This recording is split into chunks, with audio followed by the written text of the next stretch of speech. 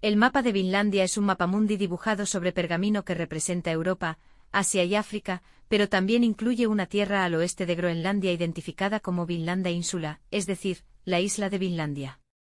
Lo extraordinario era que parecía representar parte de Norteamérica antes del viaje de Cristóbal Colón de 1492.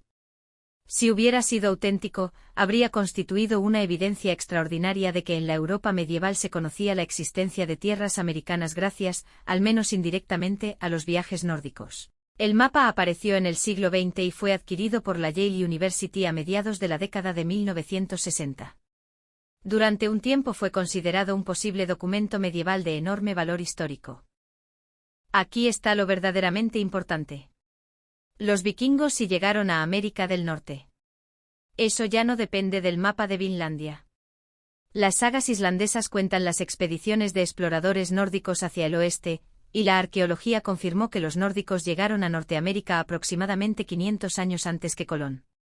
El lugar arqueológico fundamental es el Eanse Aux Meadows, en Terranova, Canadá. Allí se encontraron restos de un asentamiento nórdico que demuestra la presencia vikinga en América. Entre los personajes históricos y legendarios relacionados con estos viajes destacan Eric el Rojo, colonizador de Groenlandia. Leif Erikson, tradicionalmente considerado uno de los primeros europeos conocidos en llegar a Norteamérica. Bjarni Hrólfsson, cuya historia aparece vinculada al descubrimiento de tierras occidentales. Thorfinn Karlsefni, asociado a una expedición posterior a Vinlandia. Freydis Eiríksdóttir, personaje de las sagas relacionado con expediciones hacia Vinlandia.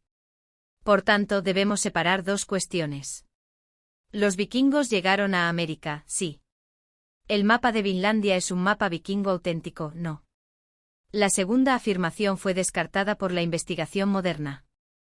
El mapa representa un mundo medieval en el que aparecen Europa, Asia y África. En el Atlántico Norte aparecen Islandia, Groenlandia, Vinlandia.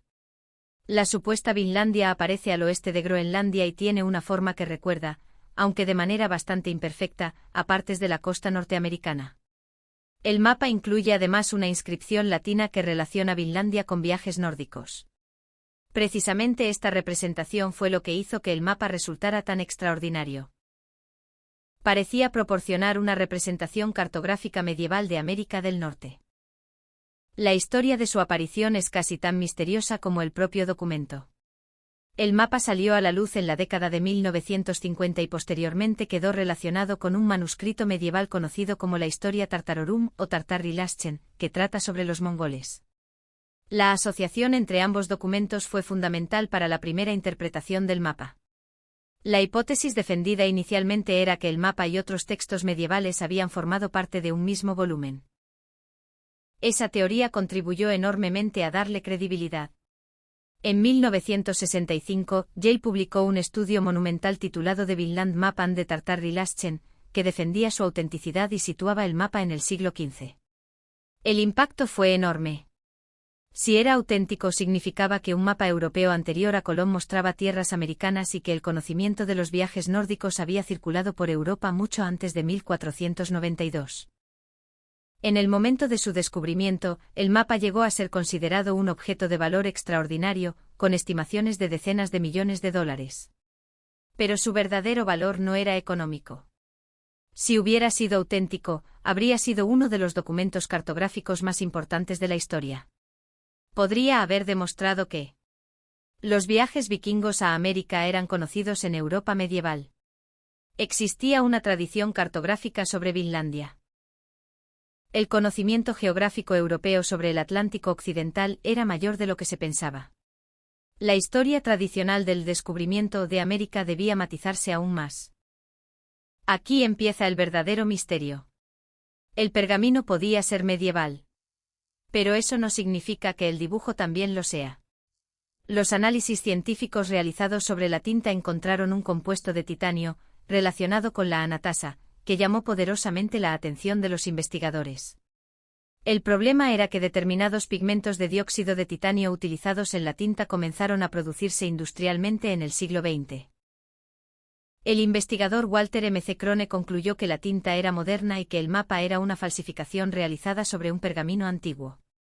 Durante décadas hubo un intenso debate científico. Algunos investigadores defendieron la autenticidad y argumentaron que los resultados químicos podían tener explicaciones alternativas. Otros sostuvieron que la presencia de materiales modernos era una prueba de falsificación. Así que durante muchos años la situación fue: pergamino antiguo más tinta aparentemente moderna igual a misterio. La historia llegó a un punto decisivo en 2021. Investigadores y especialistas de conservación de Yale realizaron un análisis mucho más exhaustivo utilizando técnicas modernas. La conclusión fue contundente. El mapa de Vinlandia es una falsificación moderna. Según Yale, el compuesto de titanio asociado a pigmentos modernos aparece ampliamente distribuido en las líneas y textos del mapa. Además, el estudio encontró algo todavía más interesante: indicios de que una inscripción situada en el reverso del pergamino había sido modificada con tinta moderna. Esto es importante porque sugiere que el falsificador no simplemente dibujó un mapa falso, sino que pudo haber intentado hacer que pareciera que el mapa había pertenecido originalmente al conjunto de manuscritos medievales. Para Yale, esta evidencia hace que la hipótesis de una falsificación intencionada sea especialmente sólida. Y aquí volvemos a entrar en territorio misterioso. No sabemos con certeza quién fabricó el mapa. A lo largo de los años se han propuesto diferentes teorías sobre su origen. Una hipótesis muy conocida llegó a relacionarlo con un entorno académico europeo del siglo XX y, en particular, con el jesuita alemán Joseph Fischer, aunque esta atribución no está demostrada de manera concluyente. Otros investigadores han planteado teorías diferentes. Lo que sí parece claro es que el falsificador tenía conocimientos considerables sobre manuscritos medievales, cartografía medieval, historia de los vikingos, textos relacionados con Vinlandia, técnicas de envejecimiento o reutilización de pergaminos antiguos. Y aquí aparece una de las partes más fascinantes del caso. El falsificador no necesitaba fabricar un pergamino desde cero. Podía utilizar un pergamino antiguo auténtico y dibujar encima. Eso explicaría por qué la datación del soporte podía indicar una fecha medieval mientras la tinta pertenecía a una época mucho más reciente. En otras palabras, el soporte puede ser auténtico y el mapa falso. Esta es, para mí, la parte más interesante de toda la historia. El mapa es falso. Pero lo que pretendía demostrar es cierto. Los vikingos realmente llegaron a América del Norte. Sabemos que los nórdicos estuvieron en Terranova gracias a la arqueología. Por eso el mapa de Vinlandia no es necesario para demostrar el viaje vikingo a América.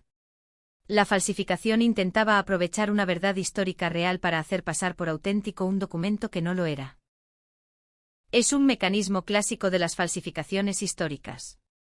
Una mentira documental construida alrededor de una verdad histórica.